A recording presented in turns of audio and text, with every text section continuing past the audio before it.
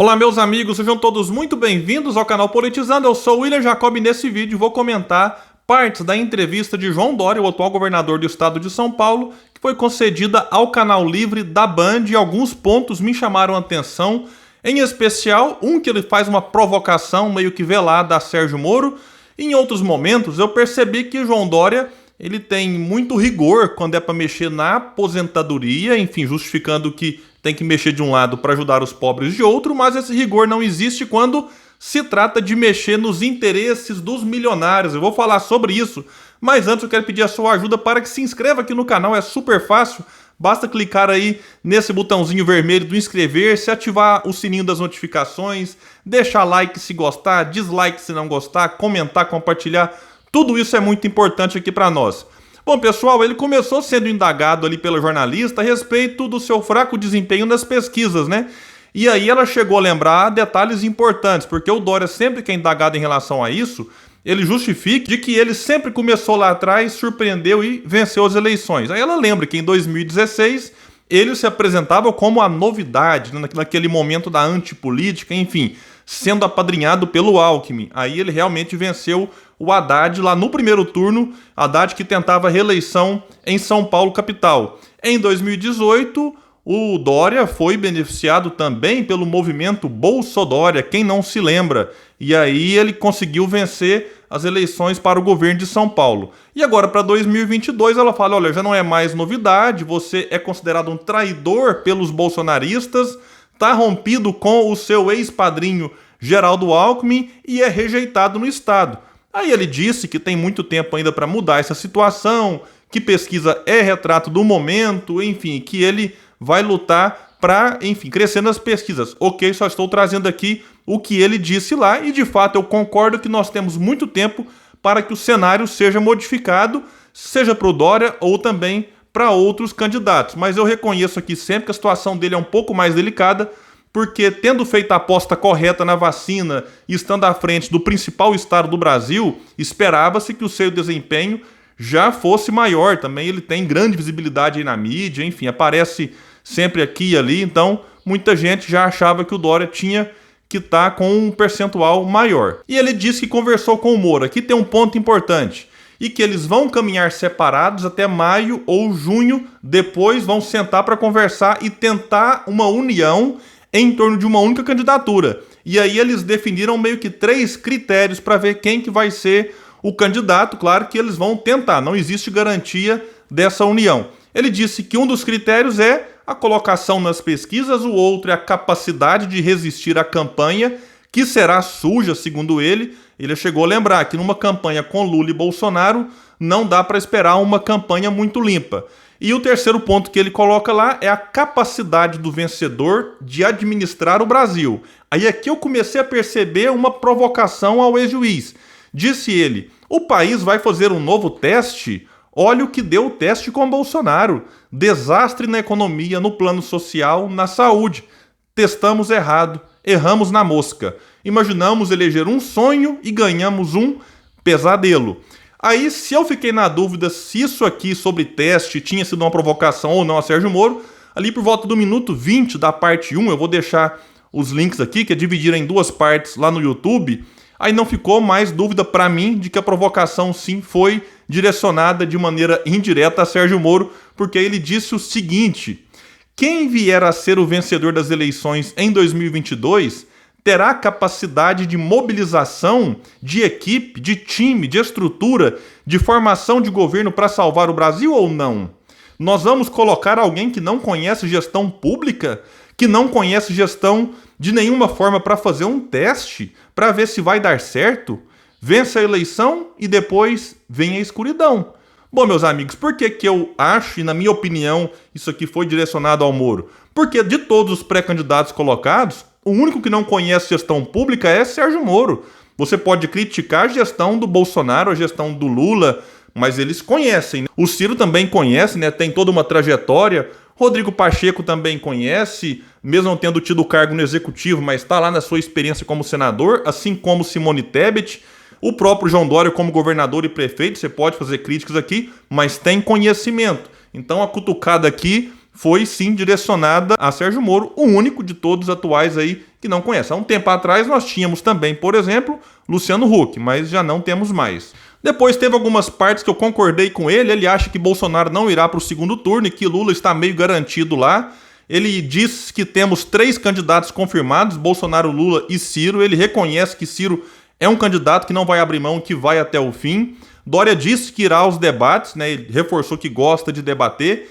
Defendeu escola em tempo integral, algo que eu concordo, e foi uma entrevista sem muitas propostas. Mas teve um momento no primeiro bloco em que ele foge da pergunta, depois ele é colocado de novo na parede, e aí no final, o Dória teve uma fala que na hora eu me lembrei do que ele tinha dito na primeira parte, porque ali há uma contradição. Ele usa um rigor para tratar da questão das aposentadorias, nem vou entrar no mérito da reforma em si aqui, mas o rigor dele não é o mesmo quando se trata de falar em mexer em quem tem grandes patrimônios no Brasil. Então eu vou trazer o vídeo aqui e a gente vai comentar alguns pontos. Vamos lá. Vejam aqui a parte que ele fala sobre a reforma da Previdência, que ele foi alvo de muitas críticas. Eu sempre recebo pedidos para perguntar ao senhor sobre os aposentados. O que o senhor fez com o salário dos aposentados? Eu recebo reclamações o tempo todo. O senhor eles dizem que houve um confisco, houve uma perda do que eles recebiam. O senhor pode explicar o que aconteceu? Bito, você já tinha até me perguntado isso da outra vez. Eu aqui no canal perguntei outra vez. também. É porque, eu não sei porquê, eu recebo o tempo inteiro reclamação dos aposentados. E é natural, nós fizemos a reforma da Previdência. Quando você faz uma reforma previdenciária, evidentemente que você diminui vantagens daqueles que estão nessa condição.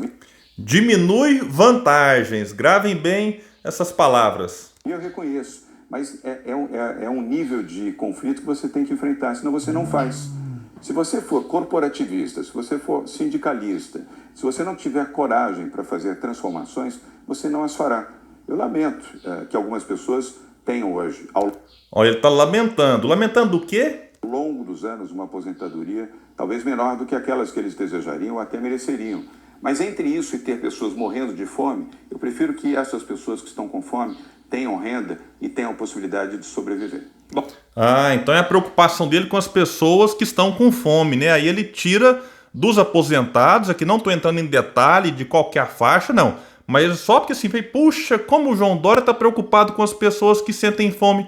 Mas vamos ver que quando o assunto é tributar grandes fortunas e lucros e dividendos, aí a preocupação dele com os pobres parece que não é tão grande assim. E aqui só antes de colocar o vídeo tem um detalhe, ele foi indagado e ele fugiu, ele falou que tem que chamar o Meirelles, seus assessores e não sei o que, desconversou, criticou o Lula, criticou o Bolsonaro e não respondeu. Aí ele foi colocado na parede. O senhor deixou pendurado a resposta da Adriana.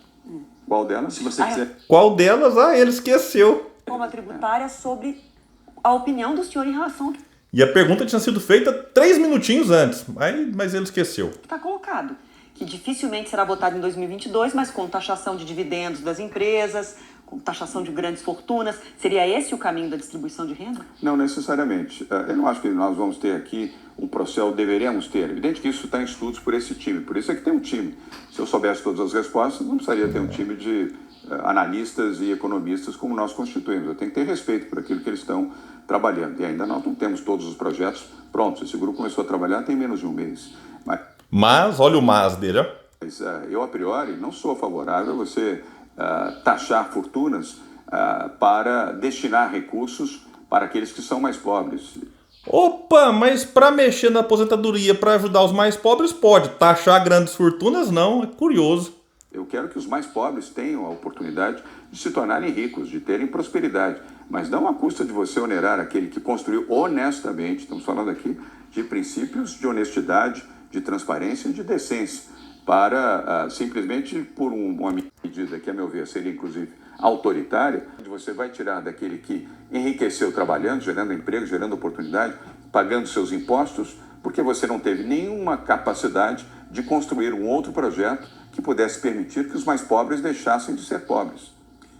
Maravilha, eu sou favorável a vários projetos para ajudar os mais pobres a deixarem de ser pobres, mas, né, quando a medida é para baixo, aí é simplesmente algum tipo de sacrifício, você tem que cortar algumas vantagens. Quando é para cima, medida autoritária. Enfim, meus amigos, é lamentável, o João Dória teve aqui uma oportunidade de dar algumas ideias, não deu. Quando, enfim, foi um pouco mais provocado, demonstrou contradição, já que a preocupação dele, me parece, não é tão legítima assim em relação aos mais pobres. Enfim, eu confesso que não esperava muita coisa de diferente do João Dória por conta daquilo que ele já defendeu aí ao longo da sua trajetória, né? É um candidato que vem defendendo pautas mais liberais. Eu tenho falado aqui no canal insistentemente que João Dória, se realmente ele for eleito, não fará um governo tão diferente do ponto de vista econômico desse governo Bolsonaro. Nós teríamos com Dória uma maior preocupação com o meio ambiente, uma maior preocupação com as instituições, um maior respeito à imprensa, valores que eu considero importantes, mas que não enfrentam de frente o problema que tem que ser enfrentado, que é a desigualdade no Brasil, que é um negócio assim chocante. E pouco antes de eu gravar esse vídeo, Ciro Gomes, que também teve no canal Livre da Band, eu cheguei a comentar sobre a participação do Ciro lá aqui no canal, e o Ciro publicou nas suas redes sociais um corte da participação dele lá no podcast Inteligência Limitada, e tratou justamente dessa questão dos grandes patrimônios e sobre lucros e dividendos. Vejam só. O Brasil é um país único no mundo. Aqui, 1% dos brasileiros acumulam 50% da riqueza do país. Ou, por outro lado, 5 pessoas têm a fortuna equivalente aos 100 milhões de brasileiros mais pobres de classe média têm. Caramba. Como é que deve ser o sistema de imposto? Eu devo cobrar do mais pobre ou desses 5 cidadãos? E não é cobrar nada exorbitante, nem coisa nenhuma. Eu estou propondo um tributo sobre os grandes patrimônios acima de 20 milhões de 0,5% ao ano. A 1,5% ao ano, progressivamente. Acima de 20 milhões. Sabe quantas pessoas eu alcanço? Quanto? 58 mil em 210 milhões de habitantes. Ninguém no mundo tem essa concentração de renda do Brasil. Imposto sobre lucros e dividendos, só o Brasil e a Estônia não cobram. Eu cobrava quando fui ministro da Fazenda. E aqui eu vejo 70 bilhões mais 50 bilhões, aí eu posso dizer de onde é que vem o dinheiro para eu mudar radicalmente a condição do investimento, que hoje está perto de zero.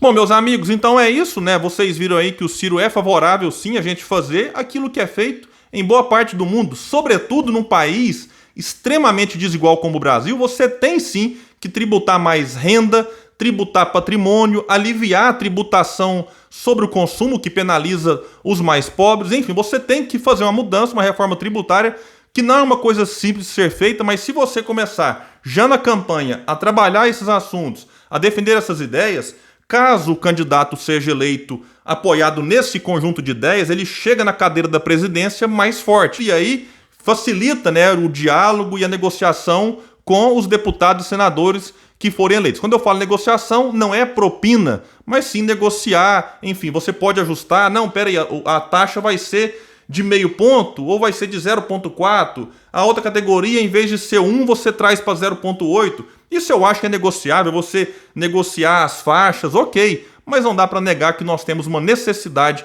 de enfrentar essa desigualdade social no Brasil. E políticas públicas importantes como Auxílio Brasil, Vale Isso, Vale Aquilo, são fundamentais para você amenizar aquela urgência, aquela necessidade do momento. Tem gente que depende disso para não passar fome, mas não é isso, né, que o Dória chegou a citar algumas medidas lá em São Paulo, importantes, mas não são essas medidas que vão transformar o nosso Brasil e reduzir desigualdade. Bom, meus amigos, então é isso, eu fico por aqui e quem puder compartilha esse vídeo, vamos trazer mais gente aqui para o canal Politizando. Valeu!